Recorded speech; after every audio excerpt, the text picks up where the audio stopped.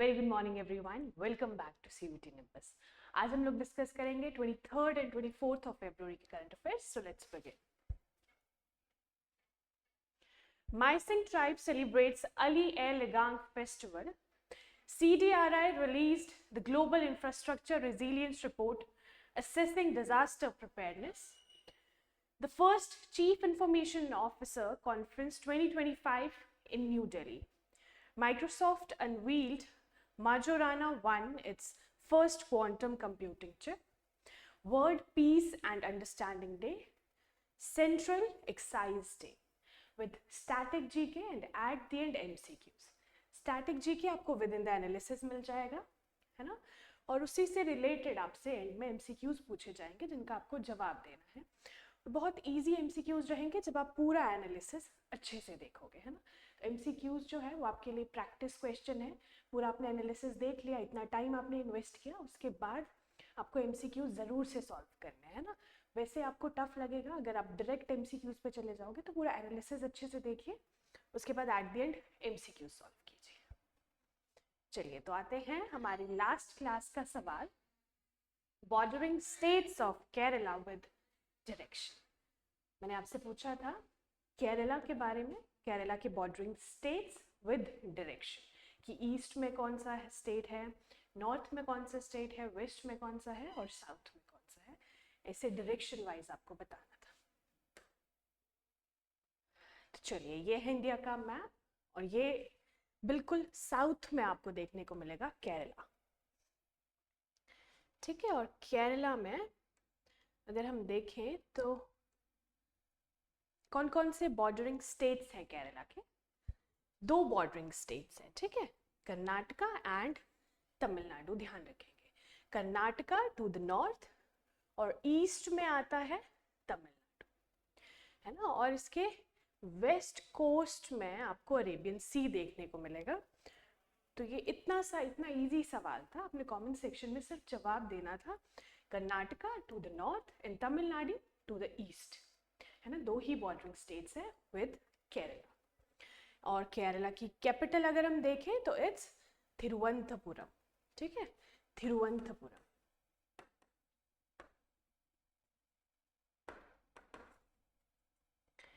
ये बेसिक सवाल होते हैं जीके के, आपको ये पता होने चाहिए, ना, जनरल स्टडीज के और जीके के। ये देखिए, ये है त्रिवेंद्रम भी हम इसे कहते हैं, या फिर थिरुवनंतपुरम, बिल्कुल ही केरला में साउथ में आपको देखने को मिलेगा त्रिवेंद्रम और थिरुवनंतपुरम, इट्स कैपिटल। चलिए हमारी पहली न्यूज पे आते हैं। माइसिंग ट्राइब की बात हो रही है। Mising tribe celebrates Ali Air Legang Festival. The Mysing tribe, Assam's largest tribal community, ठीक है, असम की लार्जेस्ट ट्राइबल कम्युनिटी है कौन सी, माइसिंग ट्राइब। यहाँ से आपको इंपॉर्टेंट फैक्ट मिल गया। Recently celebrated Ali Aye Ligang festival, ठीक है, अली एयर लिगांग फेस्टिवल माइसिंग ट्राइब ने सेलिब्रेट किया, इसलिए न्यूज में है। तो ये है करंट न्यूज, है ना। यहाँ से ध्यान रखेंगे, अली एयर लिगांग फेस्टिवल कौन सी ट्राइब से रिलेटेड है, कौन सी ट्राइब से जुड़ा हुआ है, माइसिंग ट्राइब। और माइसिंग ट्राइब कहाँ पे रिसाइड करती है, Assam and Arunachal Pradesh. North eastern states आपको देखने को मिलेंगे, असम एंड अरुणाचल प्रदेश। और असम की लार्जेस्ट ट्राइबल कम्युनिटी, आपको पता होगा नॉर्थ ईस्टर्न में बहुत सारी कम्युनिटीज है, ट्राइबल कम्युनिटीज, तो असम की लार्जेस्ट ट्राइबल कम्युनिटी है, ध्यान रखेंगे। चलिए, festival marks the beginning of sowing season. इसके बारे में कुछ फैक्ट्स जो हैं, है ना, अली एयर लिगांग फेस्टिवल के बारे में। पहले तो ये कब शुरू होता है, जब सोइंग सीजन शुरू होता है उस टाइम पे इसको सेलिब्रेट करते हैं, ना, एग्रीकल्चर से ये जुड़ा हुआ है। Celebrated on the first Wednesday of the month of Phagun. Phagun month जो होता है वो फेब 20 से मार्च 20 तक चलता है ना। ये जो इंडियन कैलेंडर के हिसाब से फेब 20 से मार्च 20 तक चलता है फागुन का महीना। तो ये first Wednesday of the month of Phagun में ये सेलिब्रेट किया जाता है among the Mising tribe. Mising people are part of Tani ethnic group and primarily reside in Assam and Arunachal Pradesh. तो असम और अरुणाचल प्रदेश में ये रिसाइड करते हैं और असम की लार्जेस्ट ट्राइबल कम्युनिटी है, ये आपको ध्यान रखना है। अकॉर्डिंग टू 2011 सेंसस, अगर हम सेंसस की बात करें 2011 सेंसस की, their population in Assam was 680,424, मतलब 6,80,400 के करीब, ठीक है, 6,80,400 अप्रोक्सीमेटली उनका नंबर आपको देखने को मिलेगा। माइसिंग ट्राइब, ध्यान रखेंगे, ठीक है। ये देखिए, तो अच्छे से देख लीजिए, ऐसे कुछ ये सेलिब्रेट करते हैं और ये असम और अरुणाचल प्रदेश को बिलोंग करते हैं। यहाँ पे छोटा सा मैप आपको देखने को मिलेगा असम का, ये है असम का मैप और इसके नॉर्थ में दिस इज अरुणाचल प्रदेश। तो मेनली दे रिजाइड इन असम और कुछ पॉपुलेशन इनकी अरुणाचल प्रदेश में भी रिसाइड करती है। माइसिंग ट्राइब, ध्यान रखेंगे। चलिए, तो नॉर्थ ईस्टर्न स्टेट्स की बात हो रही है, हमें उसको मैप में ज़रूर देखना है। अगर आप डेली ऐसे ही प्रैक्टिस करते रहोगे, कोई भी कंट्री, कोई भी स्टेट जो है न्यूज़ में रहेगा, आपको मैप में पता होना चाहिए, है ना। एक टाइम ऐसा आएगा जब आपके कोई भी कंट्री अगर नाम लिया तो आपको याद होएगा, ओके ठीक है, इस कॉन्टिनेंट में लाई कर रहा है, इसके आसपास बॉर्डरिंग स्टेट्स ये है। तो इतना अच्छे से इसको आपको पढ़ना है ऑन डेली बेसिस। ये है असम, इसके नॉर्थ में ये आपको दिख जाएगा अरुणाचल प्रदेश, असम की कैपिटल दिसपुर, ठीक है। और आसपास बहुत सारे स्टेट्स आपको दिख रहे हैं। अरुणाचल टू द नॉर्थ, यहाँ पे आपको नागालैंड दिखेगा ईस्ट में, और ईस्ट में ही मणिपुर है, इधर मिजोरम है, त्रिपुरा है, मेघालय है, भूटान इंटरनेशनल बॉर्डर है ना, भूटान के साथ ही इंटरनेशनल बॉर्डर शेयर कर रहा है, इधर वेस्ट बंगाल आएगा। तो Assam maximum number of states के साथ बॉर्डर शेयर कर रहा है, और इंटरनेशनल बाउंड्री अगर हम देखें तो विद बांग्लादेश, भूटान एंड, हाँ दो ही है ना, तो बांग्लादेश एंड भूटान। ऐसे आपको ध्यान होना चाहिए कि ठीक है, अगर हम असम की बात करें तो आसपास सारे स्टेट्स हैं, ये इंटरनेशनल बॉर्डर शेयर कर रहा है, इसके साथ सारी चीज़ें आपको ध्यान रखनी है। Next is CDRI released the Global Infrastructure Resilience Report assessing disaster preparedness. The Coalition for Disaster Resilient Infrastructure, CDRI क्या है? Coalition for Disaster Resilient Infrastructure, इन्होंने रिलीज किया है एक report, that is disaster preparedness, ठीक है, ध्यान रखोगे। अगर आपसे पूछ लिया जाए डिजास्टर प्रिपेयर्डनेस जो रिपोर्ट है ना, the global infrastructure resilience report किसने रिलीज करी है? तो CDRI, ठीक है, coalition for disaster resilient infrastructure, CDRI आप ध्यान रखोगे।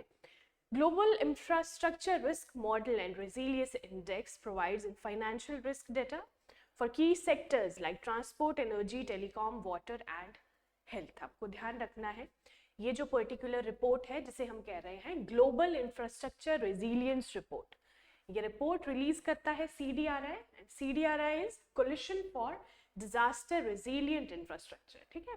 ये रिपोर्ट करती है पब्लिश, ये पर्टिकुलर बॉडी। पहली चीज आपने ये ध्यान रखी। दूसरा, किस चीज से ये रिलेटेड है? डिजास्टर प्रिपेयर्डनेस के लिए, है ना, कोई भी डिजास्टर आना हो उसके लिए पहले प्रिपेयर रहना होता है, तो दैट इज डिजास्टर प्रिपेयर्डनेस, है ना।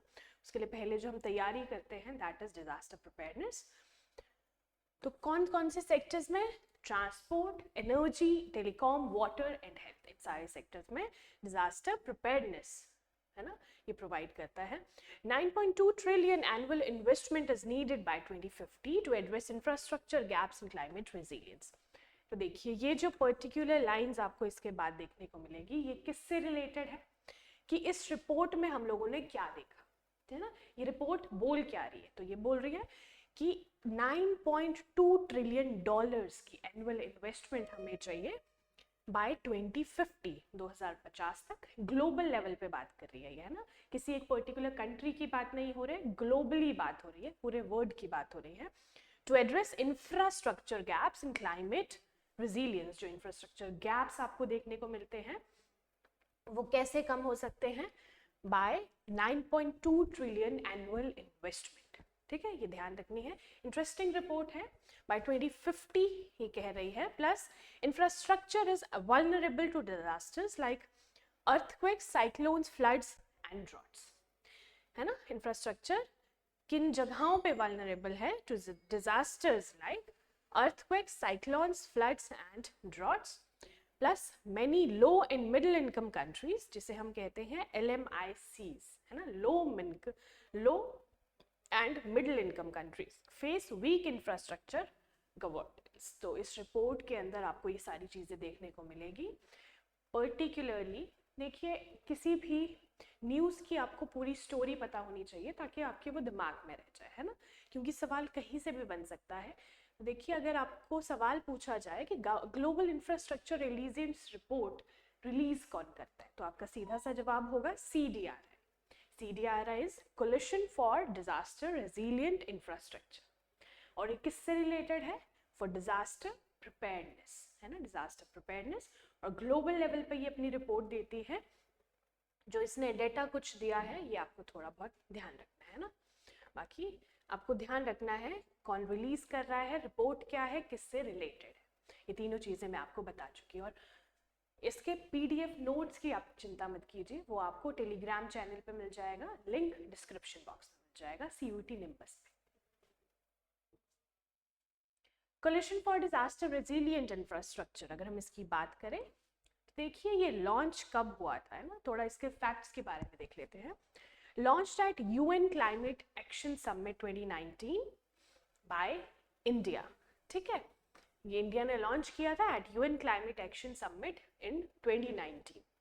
CDRI is a global partnership of nations, UN agencies, multilateral development banks and the private sectors। तो ये किसी एक कंट्री का नहीं है, एक ग्लोबल पार्टनरशिप है अलग अलग नेशंस की, UN के एजेंसीज की, प्लस कुछ डेवलपमेंट बैंक्स आपको देखने को मिलेगी और प्राइवेट सेक्टर भी इसमें इंक्लूडेड है, ठीक है। तो गवर्नमेंट है अलग अलग देशों की, काफ़ी सारे देशों की, UN की एजेंसीज आपको देखने को मिलेगी और प्राइवेट सेक्टर भी इसमें इंक्लूडेड है। तो CDRI बहुत ही ग्लोबल एक बड़ा पार्टनरशिप है ना।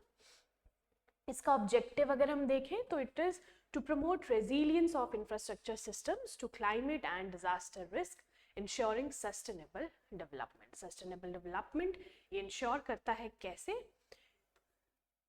To promote the infrastructure systems to climate and disaster risk.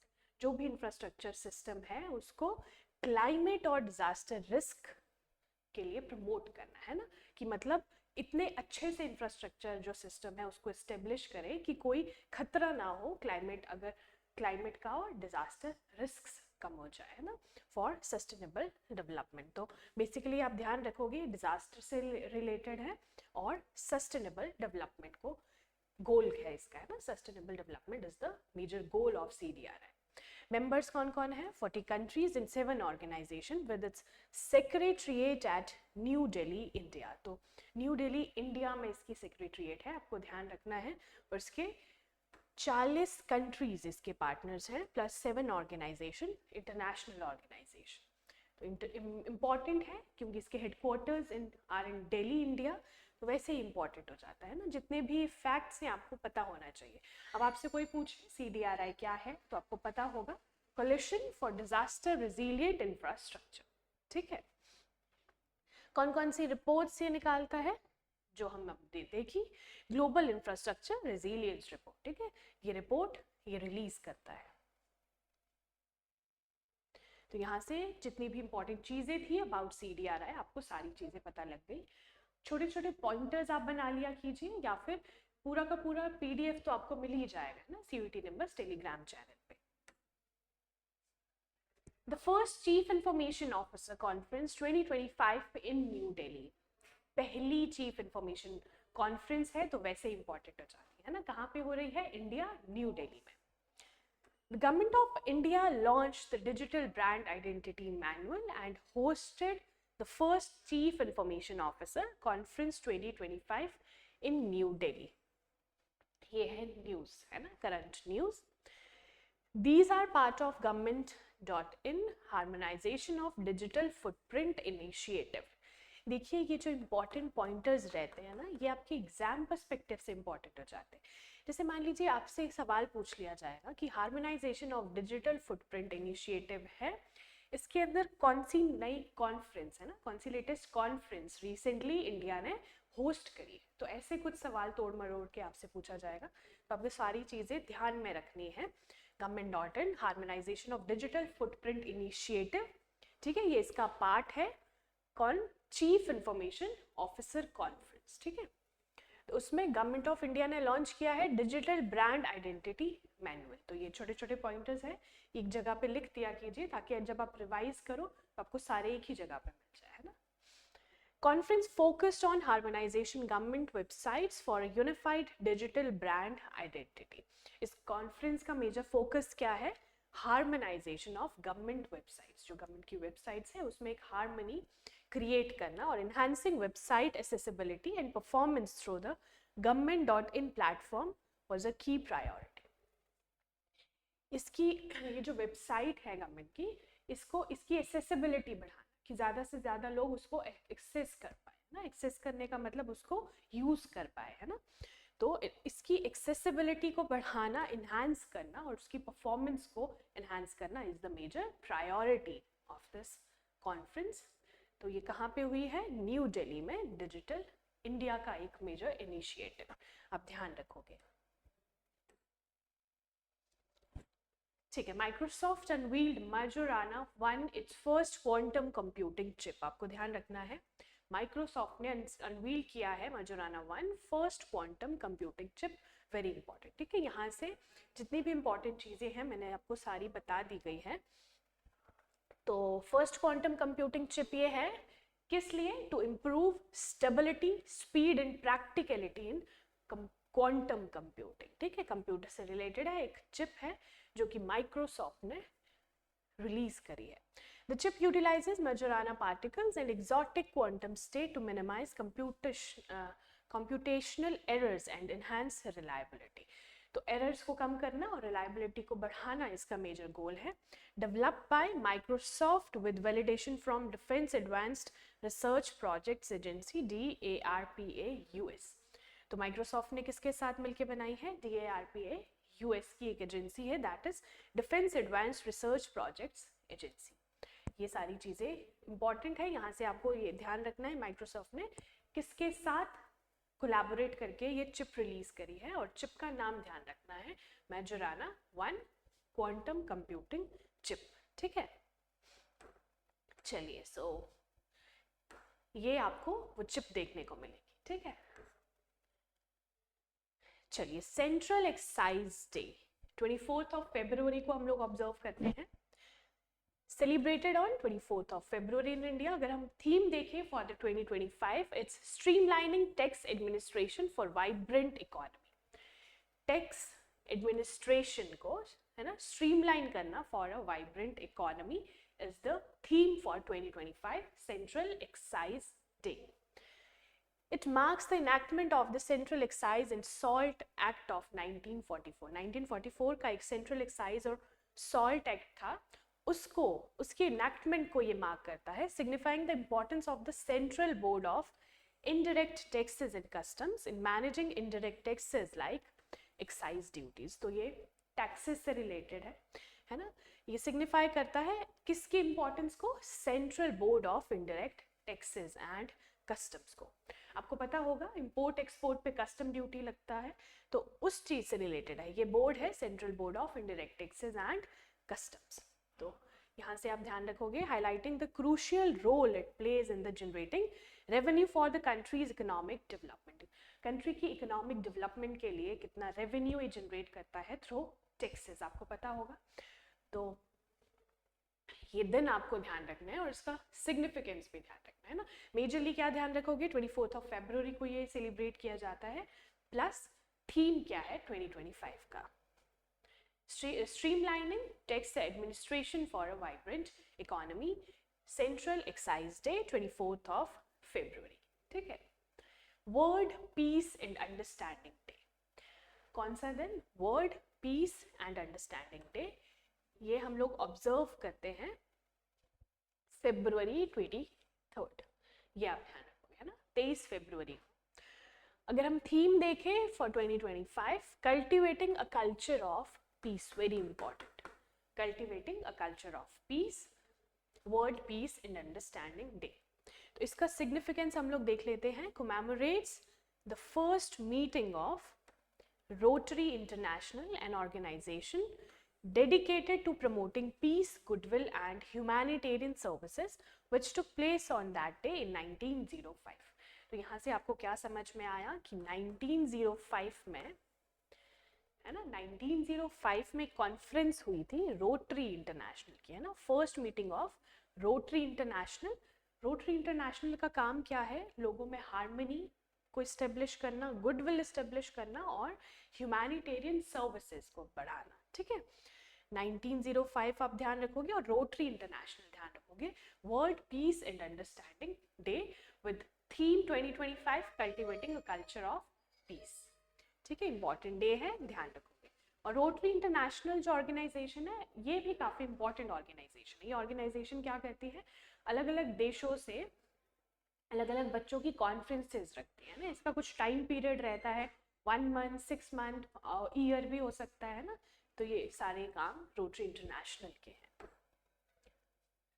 चलिए अब आते हैं most important part of our session, that is MCQs. आपको जवाब देना है एमसीक्यूज का। Which organisation publish the global infrastructure resilience report? कौन सी ऑर्गेनाइजेशन? हमने बहुत अच्छे से देखा था। So answer is Coalition for Disaster Resilience Infrastructure, CDRI, C is correct answer. Next is, फटाफट से हम लोग ये MCQs करेंगे, है ना। The Mysing tribe is primarily found in which Indian states? कौन से इंडियन स्टेट में Mysing tribe पाई जाती है? So your answer is A, Assam and Arunachal Pradesh. Where was the Chief Information Officer CIO Conference 2025 held? कहाँ पे हुई? So correct answer is New Delhi. B is correct answer. Which organization has launched its first quantum computing chip called Majorana 1? कौन सी organization? So आपको पता होगा Microsoft. B is correct answer, है ना, B is correct answer. Central Excise Day celebrated on which day? Central Excise Day कौन से दिन में मनाया जाता है? हमने अभी देखा। So correct answer is D, February 24। चलिए अब आपको थीम बतानी है किसकी? World peace and understanding day 2025, ठीक है। ये आपको कमेंट सेक्शन में इसका जवाब देना है, जरूर से इसका जवाब देना है ताकि आपकी मेमोरी में ये अच्छे से स्टोर हो जाए और लंबे समय तक आपको याद रहे, ठीक है। Theme for the world peace and understanding day 2025, आपको ज़रूर कमेंट सेक्शन में जवाब देना है।